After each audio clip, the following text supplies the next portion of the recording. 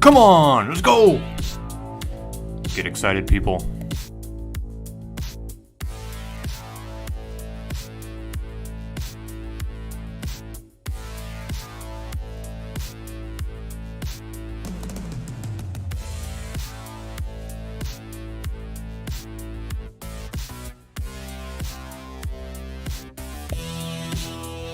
Ethan is excited.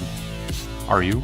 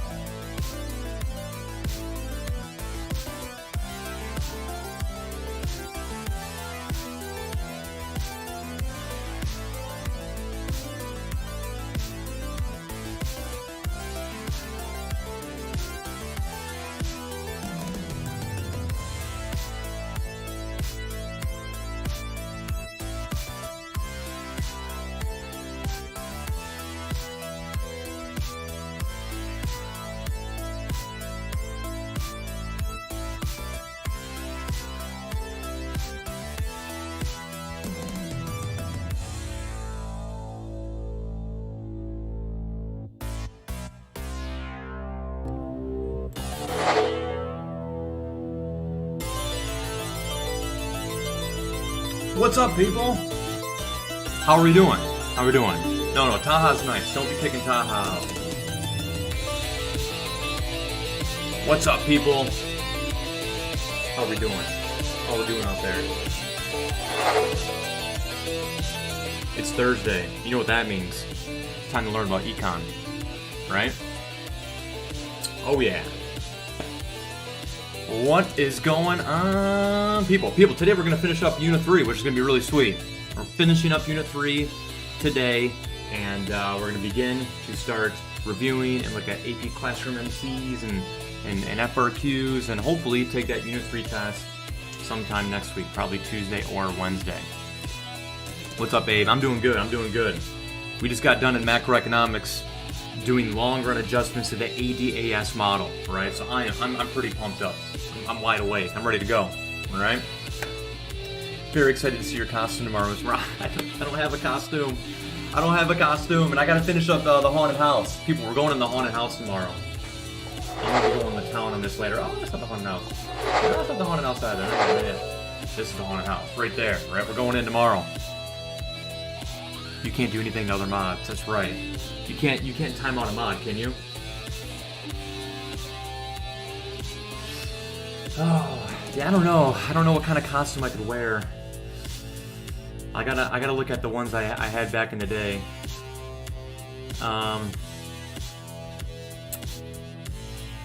We'll see. I don't know. We'll see. I have some ideas, maybe. I don't know if I'm wearing a costume tomorrow. I don't know. Because after school, I gotta run up to the school. I gotta drive up to the school. I don't want to be looking all crazy with a Halloween costume. They're gonna think I'm nuts, you know? So I don't know. But anyway, tomorrow's gonna be fun regardless. All right. What do we have to do today? What are some announcements? Check your 3.6 key, right? Check problem set 3.6. Oh, stagflation could be a good one. Ooh. Actually, I need to tell these macro kids about stagflation. They don't even know. They gotta go do it. Problem set 3.7 is due tonight. That's the 2 FRQs, I believe. So, you know, maybe it was a little bit difficult for many of you guys, right? You'll have time to finish that up today. Honestly, the lecture won't last all that long. We're going to talk about 2 small little concepts. One of them we've already really talked about a lot, but we just haven't, put it on with perfect competition. So, yeah, and then tomorrow will just be haunted house, and then we'll try to maximize the time we have to work on review materials. All right, people. Your attendance in the chat. What is the scariest movie/show you've ever seen? Scary. I'm not a big scary movie watcher person, but I think I want to try to watch one really scary movie this year, just to see what it's like. In addition to your attendance in the chat, I have a poll for you, because I told you guys I want to figure out how to do polls. You can't do it on YouTube directly, but I want to see if can you guys do this? Are you guys able to access this? Hopefully it's not blocked on the Chromebook. Hopefully it's not blocked on the Chromebook, but answer my straw poll as well. Insidious. That sounds scary. Insidious. Conjuring sounds scary. A lot of macro students said Conjuring. I don't even know what that is, but it just sounds really scary. Sinister. Sinister. It's crazy. I made a Sinister chili last weekend. I put habanero in my chili and like it just dissolved in it. It was cool. I call it Sinister chili because it's really, really hot, but you know. Conjuring, Clockwork Orange, it's blocked. It's blocked! No, it's not. Taha, no, it's not. What are you talking about? What do you mean it's blocked? Let me look. I think it's blocked for you. It's blocked for you. You gotta be 16 years and up in order to access the straw poll. Alright? So I don't know. I'm just messing with you. Let's look at some results. Oh, people. Ooh. Some are not confident, though. And no one's very confident in it. Come on. Come on. Oh, I'm messing with you. It was blocked for a couple students last hour. It was kind of depends though. Like some students on the Chromebook were able to get it. It's just kind of hit or miss. I don't understand why it's different. But it is, you know. But as long as we can get some of you guys to do this. Nice. Why are you guys not confident? Are you guys just putting that so I like delay things? I know what you guys are thinking. It's not bad. It's kind of 50-50. We're going to see that suspension bridge in our grades. We're going to have a lot of A's and a lot of E's, right? We'll see. We'll see. All right, people. Did I get all your movies? Probably The Boy, but I don't watch a lot of scary movies. The Boys is the movie. Yeah, I don't watch a lot of scary movies either, though. I'm with you on that. Haunting of Hill House is a scary. I could see Cam watching a lot of scary movies. That's probably her thing. She loves watching scary movies. I could just see it. I don't know. Hereditary? That sounds kind of scary. Can we try to do graphing practice somehow in class? I don't know. It's like hard. I don't know. I don't know how to. The camera's messing up. I don't know how to like. I mean, like you guys have to graph in order to like answer the questions, right? So like, if you're not graphing like, you know, by yourself, like you're just kind of doing yourself a disservice. I know, Jenna. I know you're graphing, but yeah, you kind of like have to in order to answer the questions. So yeah, we'll see. All right, people. Let's get into it. Let's jump into it. Hopefully my camera will stop being blurry here in a moment. Look at my hand. Look at my hand. Yeah, whatever. All right. Let's get into it, people. Yeah, scary is honestly my go-to because if it's bad, it's still good in a way. As long as it's scary. I don't know the last time I've been to like a haunted house. Well, I'm gonna go to a haunted house tomorrow, but like a true haunted house. I don't know. All right, people. Let's knock this out so that way we can maximize our time on AP Classroom today. No new problem set today. No new problem set. Bad scary movies are funny, like old ones. Yeah. I would imagine. All right. So, people, today we're going to look at shifting cost curves. Now, you guys have already learned about shifting cost curves, right? We did it in the earlier part of Unit 3, right? After you guys learned about marginal cost and average variable cost and average total cost, right? I showed you guys what would shift the curves, right? Generally, in this class, it's going to be changes to taxes and subsidies, and you need to identify is it going to be an increase or decrease in the cost, whether it's going to be an increase or decrease in taxes or subsidies. But the most important thing is, right, is it per unit or is it lump sum? We know that a lump sum change will only affect average total costs in terms of at least the curves we're graphing, and a per unit will change marginal cost and average total cost. All right, so we need to be aware of that. So what we're going to do is we're going to shift our cost curves and then analyze the change it would have to a perfectly competitive firm.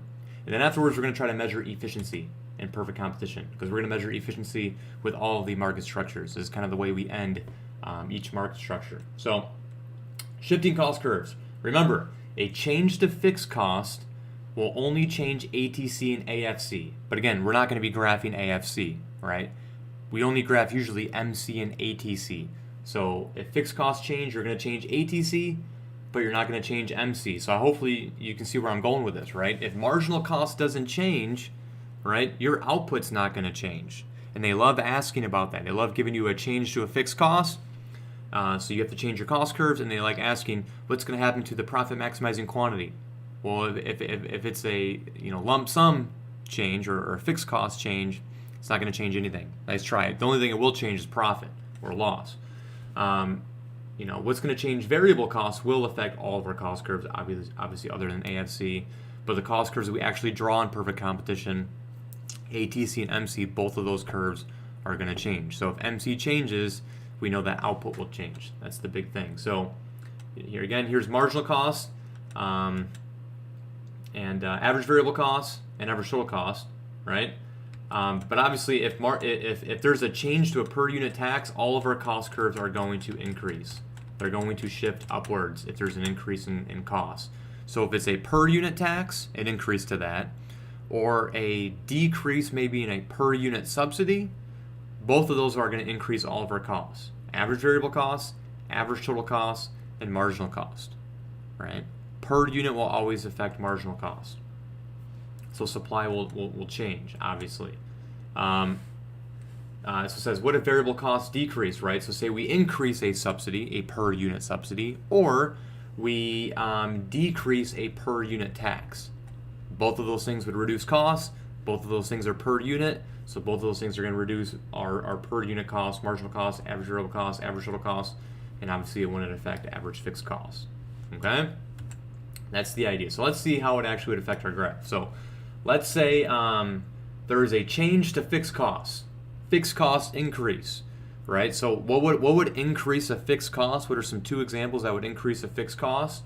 Would be a decrease in a lump sum subsidy, right? So they get less of an annual payment from the government, or an increase in a lump sum tax, right, where they got to pay more each and every year, right? It's lump sum will only affect fixed costs, which is only in this case between marginal costs and average total costs. It's only going to affect average total costs.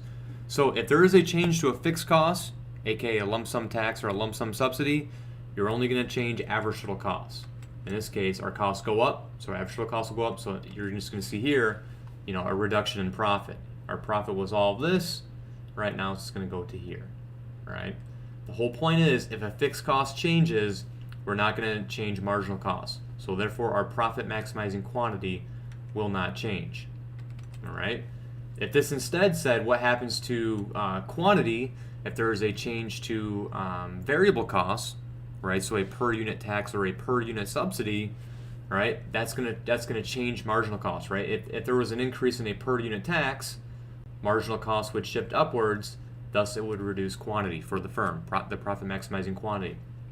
If there was a decrease in per unit taxes, maybe that would reduce marginal costs, which would increase the profit maximizing quantity. All right. So the whole point is they love asking questions about taxes and subsidies. If it's per unit, it's going to affect MC and ATC. If it's lump sum, it's only going to affect ATC, right? And if MC changes, then obviously the quantity is going to have to change. If MC doesn't change, then quantity will not change, right? And that's always going to happen if there's a change to a fixed cost. If there's a change to variable cost, the profit maximizing quantity will have to change, okay? So generally you're going to see that like in a Part C item of an FRQ. So yeah, a per unit tax or subsidy will affect all of our cost curves besides fixed costs. So you're going to have to make sure you shift MC and AVC and ATC. But again, you're only really going to ever draw ATC and MC. And the reason is ATC gives us profit and MC gives us our profit maximizing quantity.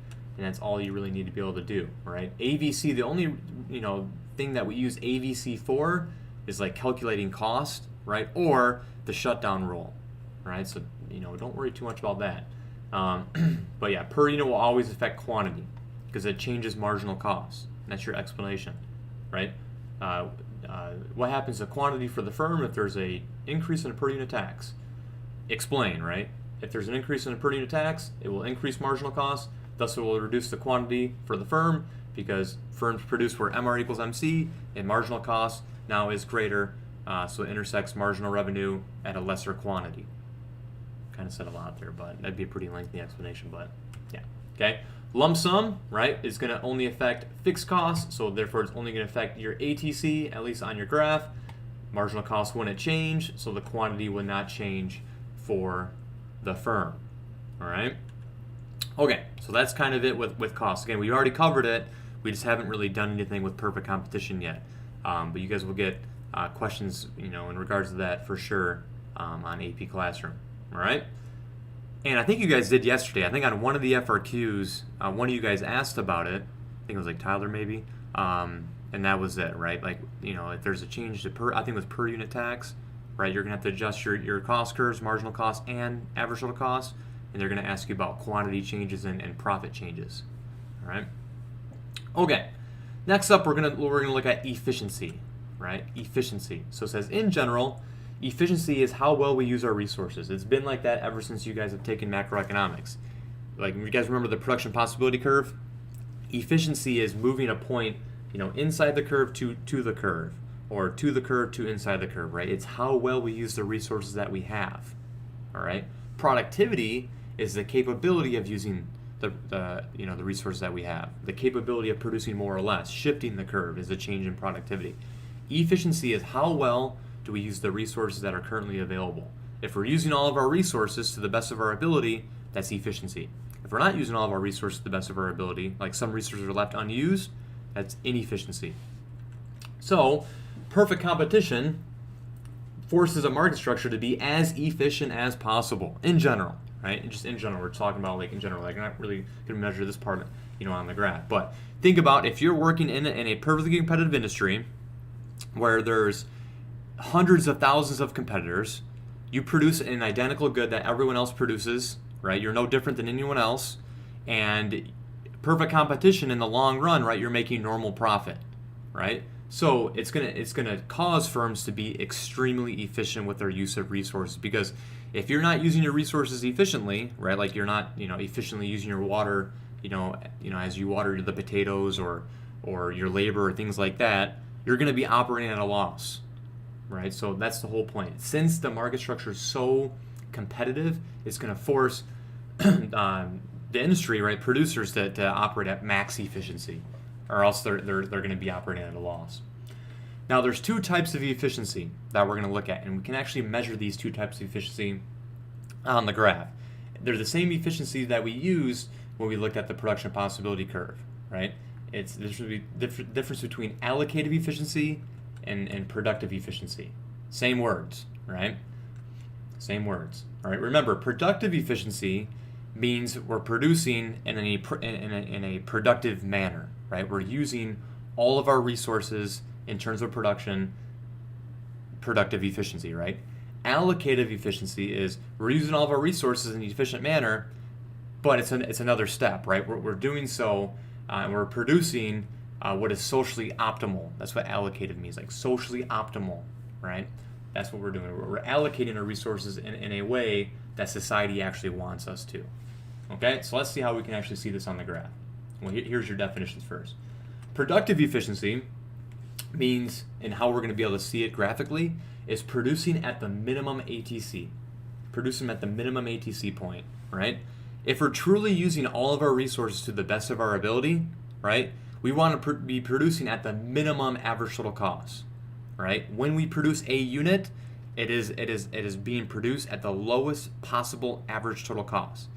Now, kind of different concepts, right? But remember, we watched how it's made, right? Now, that was the idea of economies of scale and all that, right? And how, like, you want to, keep increasing your business, right? Evolving your business to a point where you can produce at the lowest possible average total cost. That's sort of the same idea here, right? We were watching, I can't think about the episodes that we watched, but, I think we watched Crayons maybe, right? Maybe not. But like when you're watching all those goods being produced, right? Like they were being produced at the lowest average total cost. A lot of output, right, and a lot of input too, but the output's greater than input, right? We're producing so much quantity. The average total cost of each unit has to be very, very minimal. So that's the idea of productive efficiency. So if we're producing at a quantity and it hits the minimum ATC point, we can assume that that's productive efficiency. And I'll show you guys here in a second. Allocative efficiency is we're producing a quantity that is what society wants. It's what society values. So it kind of works like this, right? Graphically, it's where price equals marginal cost. It's kind of hard to think about. It's kind of this rationale that if we produce a good and we charge, say, $5, right? Society values it at $5, right?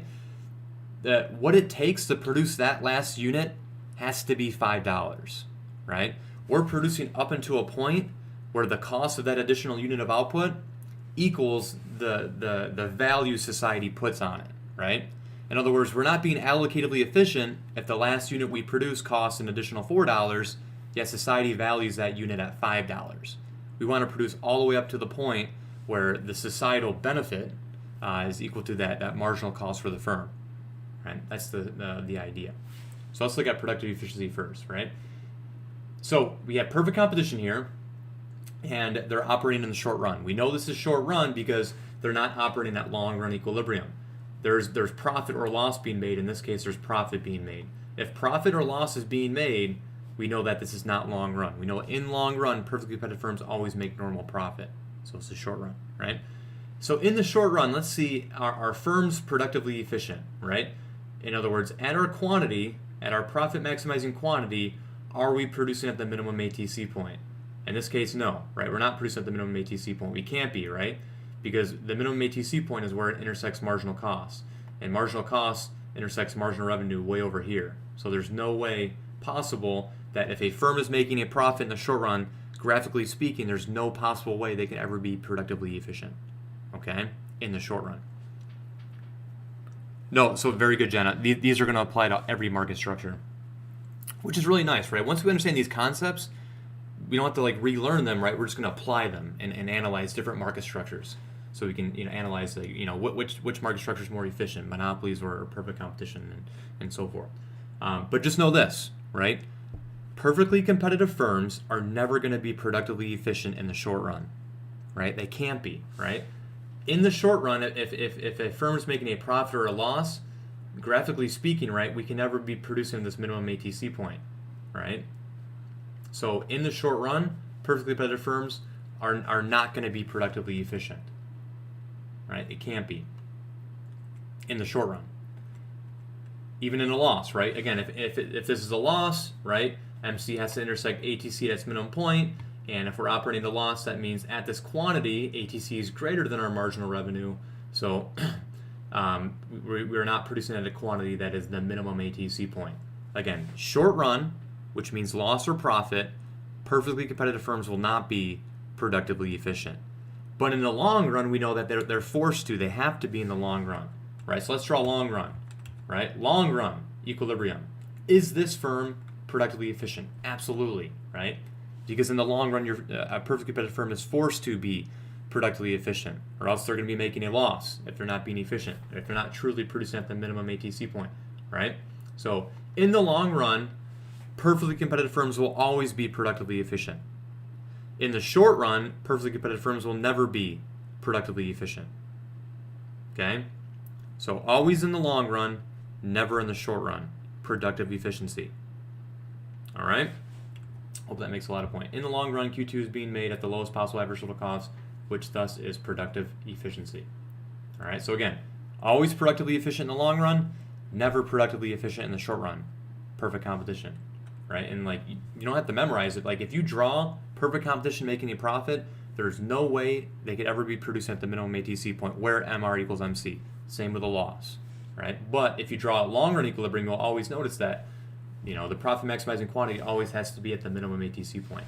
All right, let's analyze allocative efficiency. All right.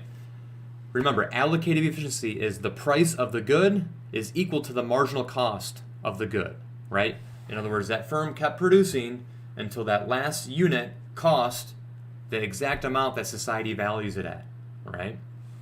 The marginal cost of that good is equal to societal benefit, the additional societal benefit, the additional marginal benefit for society, right? In this case, yes, right? If we're making a short run profit, yes, it is, right? Society values this good at $10, and the additional cost of that last unit cost $10. So perfect competition just kind of giving it away now, is always going to be allocatively efficient in the short run and in the long run. Why? Well, we always produce where MR equals MC, and price is always going to be equal to MR in perfect competition, right?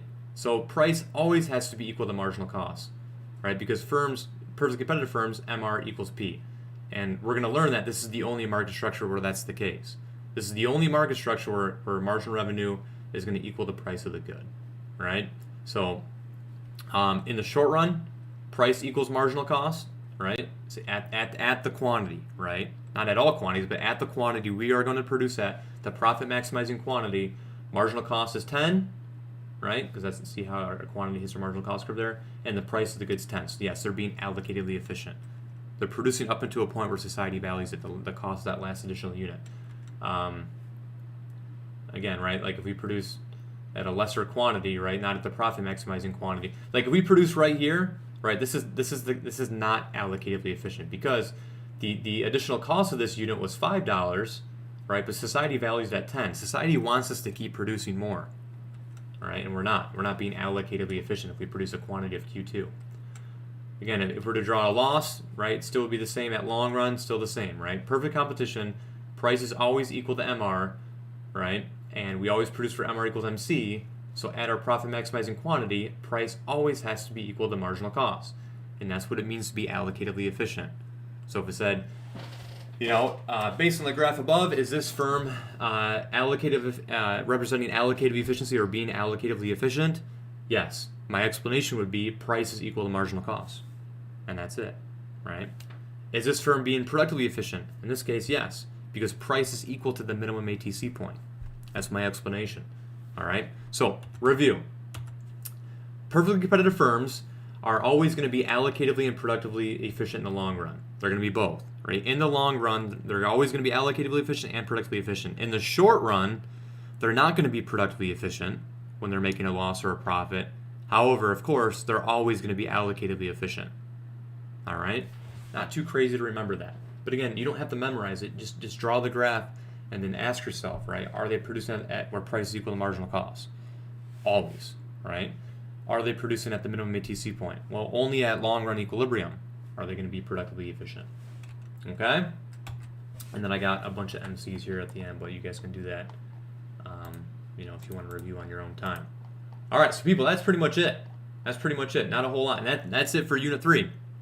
That's it for Unit 3. So we'll kind of see how you guys do on the AP Classroom MCs. A lot of you guys are acting not confident. I think when you guys get to the AP Classroom MCs, you're going to be feeling pretty good. We'll see. We'll see. I am nervous about the not graphing part, though, what Jenna was talking about. But, all right, people, I will see you guys in Google Meet. If you guys want the 5-minute break, we're ending pretty early here, so you can certainly do it. So I'll see you guys at 1:32. But if you want to hop in right away, please do so. All right? We'd love to see you.